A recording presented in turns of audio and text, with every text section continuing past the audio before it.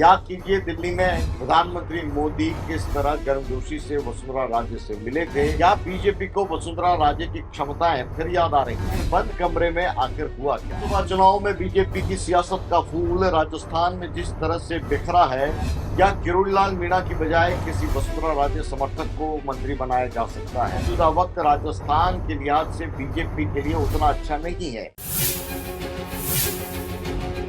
नमस्कार, trending talk show में आपका स्वागत है। मैं हूं विशाल सूर्यकांत। किसी शायर ने खूब लिखा है, फूलों का बिखरना तो मुकद्दर था ही, लेकिन इसमें हवाओं की सियासत भी बहुत थी। लोकसभा चुनाव में बीजेपी की सियासत का फूल राजस्थान में जिस तरह से बिखरा है, उसकी एक एक छिटकी पंखुड़ी को एक बार फिर से सहेजने का जतन शुरू हो चुका है। मुख्यमंत्री भजनलाल शर्मा ने पूर्व मुख्यमंत्री वसुंधरा राजे से मुलाकात की और इसे इसी पहल के रूप में देखा जा रहा है। लेकिन बंद कमरे में आखिर हुआ क्या? क्या लोकसभा चुनाव में बीजेपी की बिखरी रणनीति की बात हुई? क्या आने वाले उपचुनाव में सभी सीटों को जीताने के लिए वसुंधरा राजे से मुलाकात की गई? क्या किरोड़ीलाल मीणा के इस्तीफे के बाद मंत्रिमंडल फेरबदल को लेकर कोई बात हुई? क्या किरोड़ीलाल मीणा की बजाय किसी वसुंधरा राजे समर्थक को मंत्री बनाया जा सकता है? इन तमाम मसले हैं। ये तो तय है कि वसुंधरा राजे लोकसभा चुनाव के बाद से अचानक से पार्टी के लिए रिलेवेंट हो रही है। याद कीजिए दिल्ली में एनडीए सांसदों और पदाधिकारियों की बैठक में प्रधानमंत्री मोदी किस तरह गर्मजोशी से वसुंधरा राजे से मिले थे। उनके बेटे दुष्यंत सिंह की पीठ भी थपथपाई थी।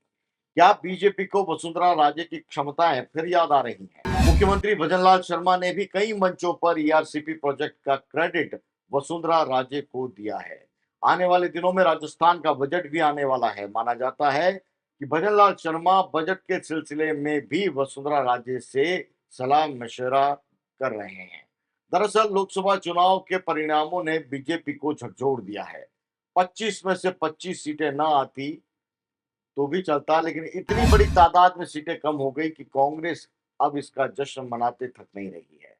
लिहाजा बीजेपी के अंदर बेचैनी बढ़ना लाजमी है। नतीजों के बाद भजनलाल शर्मा भी खासे एक्शन में आ गए हैं। फील्ड पर इधर उधर व्यस्त उनके दौरे बन रहे हैं, भर्तियों को लेकर बात कर रहे हैं, युवाओं को अपने साथ जोड़ने के लिए मिशन मोड में काम कर रहे हैं।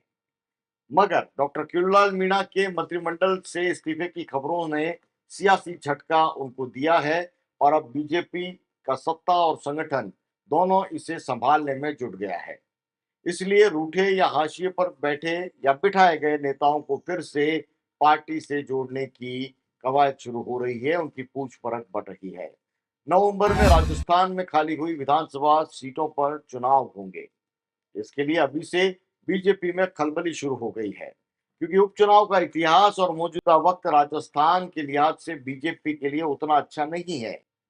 चुनाव परिणाम जिस रूप में सामने आए हैं, राजस्थान में होने वाले उपचुनाव में कांग्रेस का सत्ता हमेशा भारी रहा है, चाहे कांग्रेस पक्ष में रहे या विपक्ष में। पिछले 10 सालों में राजस्थान की 20 और लोकसभा की 2 सीटों पर उपचुनाव हुए हैं। 2 लोकसभा सीट समेत 14 सीटों पर कांग्रेस ने जीत दर्ज की है, जबकि भाजपा ने 4, रालोपा ने 1 और बीएपी ने 1 सीट जीती है। पूर्ववर्ती गहलोत सरकार के वक्त में 9 विधानसभा के उपचुनाव हुए। 2019 से 2022 तक के दौरान हुए चुनावों में कांग्रेस ने 7 सीटें उपचुनाव में जीती, जिसमें कांग्रेस ने मंडावा, सुजानगढ़, सरदार शहर, सहाड़ा, धरियावद, वल्लभनगर और रामगढ़ सीट जीती थी। वहीं भारतीय जनता पार्टी ने राजसमंद और आरएलपी ने खींवसर सीट से उपचुनाव जीता था। इसी तरह 2014 से लेकर 2018 तक मोदी लहर के बावजूद भी नसीराबाद, वैर, सूरतगढ़, मांडलगढ़ सीट से कांग्रेस चुनाव जीत गई। हालांकि उस वक्त भारतीय जनता पार्टी के खाते में धौलपुर और कोटा दक्षिण की सीटें आई थी। 2013 में विधानसभा चुनाव में भारतीय जनता पार्टी ने विधानसभा की 163 सीटों पर जीत दर्ज की। वहीं कांग्रेस ने मुख्य चुनाव में सभी 25 सीटें हार जाने के बावजूद भी अलवर और अजमेर में लोकसभा उपचुनाव हुए और वहां पर जीत हासिल की। 2024 की शुरुआत में भी विधानसभा उपचुनाव में कांग्रेस ने जीत हासिल कर ली थी। वहीं इस वक्त लोकसभा चुनाव के साथ हुए बागीदोरा सीट पर जो उपचुनाव हुआ विधानसभा का, उसमें बीजेपी को फिर कामयाबी नहीं मिली। दरअसल हुआ क्या है, मोदी नाम के पीछे बीजेपी की अंदरूनी जो चुनावी मेहनत है वो बिखरती कहीं न कहीं दिखी है राजस्थान के लिहाज से और बीजेपी में एक नए खुलासे से हड़कंप मचा है। राजस्थान में 25 में से 4 सीटों के 31 बूथ पर बीजेपी को 0 वोट मिले हैं। यानी इन सीटों पर बूथों के जो स्थानीय पदाधिकारी हैं, अध्यक्ष हैं या कार्यकर्ता हैं, उन्होंने भी अपनी पार्टी के उम्मीदवार को वोट नहीं दिया। सीकर, झुंझुनू, जयपुर शहर और बाड़मेर, जैसलमेर लोकसभा सीटें हैं ऐसी हैं जिनमें कुछ बूथों पर बीजेपी को 0 वोट मिले। इस रिपोर्ट के बाहर आने के बाद बीजेपी सत्ता और संगठन एक्शन मोड में है। उपचुनाव की सारी सीटें जीतकर कांग्रेस को मिल रहा बढ़त का मैसेज वो खत्म कर देना चाहती है, लेकिन आखिर ऐसा होगा कैसे? राजस्थान में फिलहाल इस दौर की राजनीति में ये काम वसुंधरा राजे के बिना हो नहीं सकता। इसलिए मुख्यमंत्री भजनलाल शर्मा और पूर्व मुख्यमंत्री वसुंधरा राजे की मुलाकात को लेकर राजस्थान में खासी सियासी हलचल है। किरोड़ीलाल मीणा का दाव अलग रूप से चल रहा है। वो दिल्ली में बैठे नेताओं को साफ संदेश देकर आए हैं कि अगर ऐसा ही चलता रहा तो राजस्थान में उपचुनाव में भी कोई जीत के आसार नहीं बचेंगे। इसलिए इन हालातों को संभालना होगा, हालातों को बचाना होगा। सत्ता और संगठन में तालमेल और परिवर्तनों के जरिए एक नया मैसेज दिए जाने की जरूरत है।